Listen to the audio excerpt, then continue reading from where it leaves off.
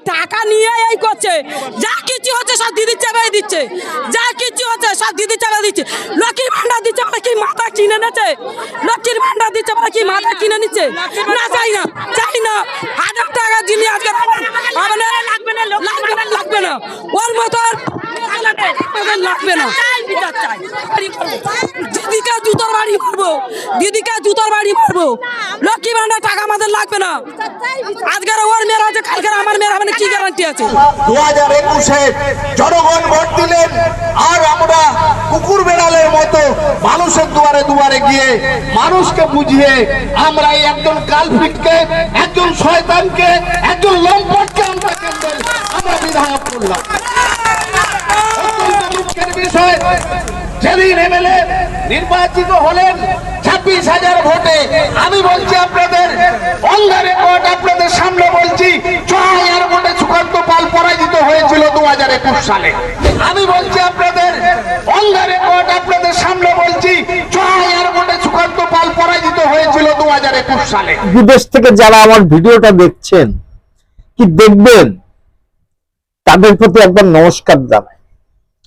একটা যুব সমাজ আমাকে গ্রহণ করেছে, জানি না কিসের ভিত্তিতে আর কিসের ভালোবাসায় আমি তাদের কাছে গ্রহণযোগ্য হয়েছি জানি না, কিন্তু আমি প্রতিবাদী ভিডিও করি, তাই হয়তো তাদের কাছে ভালো লাগার কারণে আমাকে আশীর্বাদ, দুহাত ভরে আশীর্বাদ করে এবং করেছে এবং আগামীতেও করবে। নমস্কার, আমি কৃষ্ণপদ অধিকারী। আমার ছোট্ট একটা ইউটিউব চ্যানেল আছে, চ্যানেল নাম don't care, Facebook page Krishnapada Adhikari. আজকে যে বিষয় নিয়ে আপনাদের সঙ্গে কথা বলতে এসেছি এবং বলবো, দেশ বিদেশ থেকে যারা আমার ভিডিওটা দেখছেন কি দেখবেন, তাদের প্রতি একবার নমস্কার জানাই। একটা যুব সমাজ আমাকে গ্রহণ করেছে, জানি না কিসের ভিত্তিতে আর কিসের ভালোবাসায় আমি তাদের কাছে গ্রহণযোগ্য হয়েছি জানি না, কিন্তু আমি প্রতিবাদী ভিডিও করি, তাই হয়তো তাদের কাছে ভালো লাগার কারণে আমাকে আশীর্বাদ, দুহাত ভরে আশীর্বাদ করে এবং করেছে এবং আগামীতেও করবে। তাদের প্রতি আর একবার নমস্কার জানাই। আজকে যে বিষয় নিয়ে আমি কথা বলবো, যে আমরা পশ্চিমবাংলায় থাকি, বাঙালি, সেই বাঙালিদের নাকি বাইরের রাজ্যে তাদের পরে অত্যাচার অনাচার হচ্ছে জানি না, কিন্তু এই বাঙালিদের যে কতটা সম্মান বাংলার বাইরে আছে, যারা গণ্ড মূর্খ তারা এই কথাগুলো বলছে। কারণ আমরা জানি, আমি যথেষ্ট পরিমাণ ভারতের বহু প্রান্তে গেছি, সেখানে বাঙালিদের একটা ঐতিহ্য, বাঙালিদের একটা ভালোবাসা, বাঙালিদের একটা যত্ন আহ্বান এখনো বাংলার বাইরে প্রতিটা রাজ্যে আছে। কিন্তু সমস্যাটা কি জানেন তো?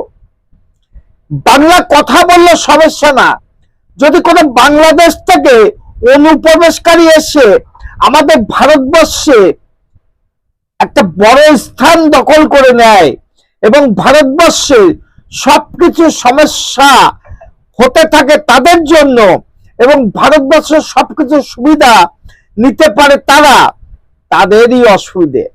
কারণ বর্তমানে এই রাজ্যে যে বাংলাভাষীর প্রতি যে অত্যাচার অনাচার হচ্ছে, এটা ভুল প্রমাণ করে দেব আমার এই ভিডিওর মধ্যে। চলেন, রাজস্থানে আমাদের একজন বাঙালি ভাই আজকে ফেসবুক লাইভে এসে এই মুহূর্তে আপনাদের যা দেখাতে চাচ্ছি, সে কি কথাগুলো বলল শুনে আসি। একবার শোনার তো অবশ্যই প্রয়োজন। নমস্কার মাননীয়া শুভনন্দন, প্রণাম নেবেন। কালকে রাত্রেবেলা আপনার বক্তব্যটা শুনলাম, আপনি নাকি পরিযায়ী শ্রমিকদের বাংলায় ডাকছেন।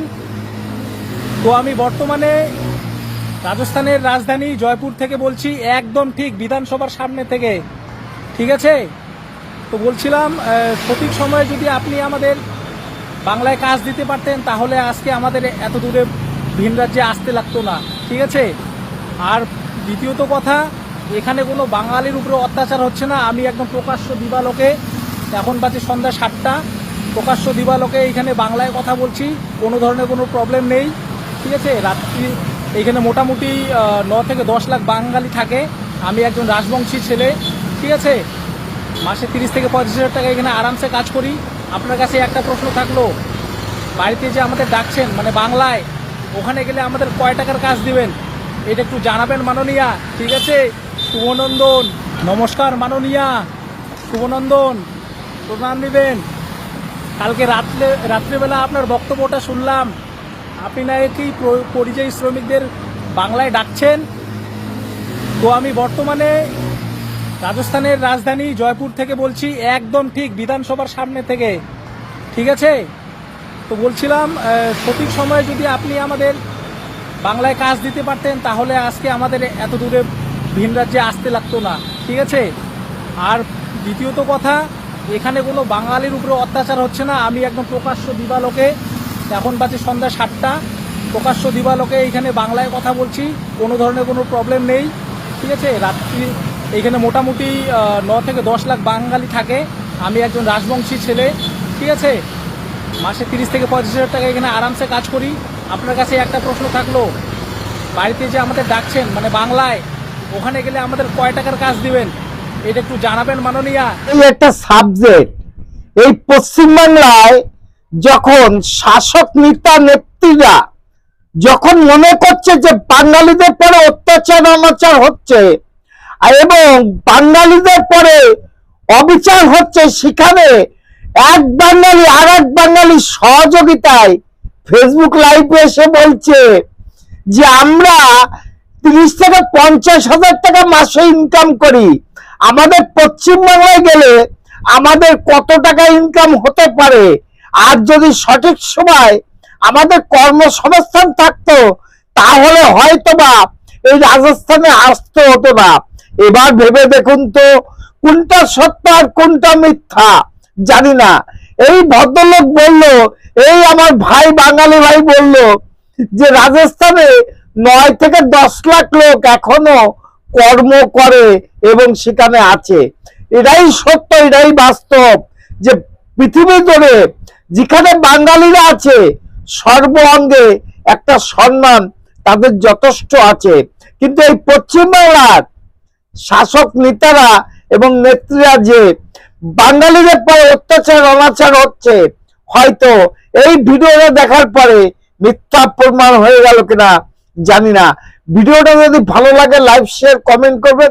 আমার চ্যানেল নাম don't care, Facebook page Krishna পদ অধিকারী। এই কণ্ঠ আছে যতদিন, প্রতিবাদ ততদিন। Madam, when sorry.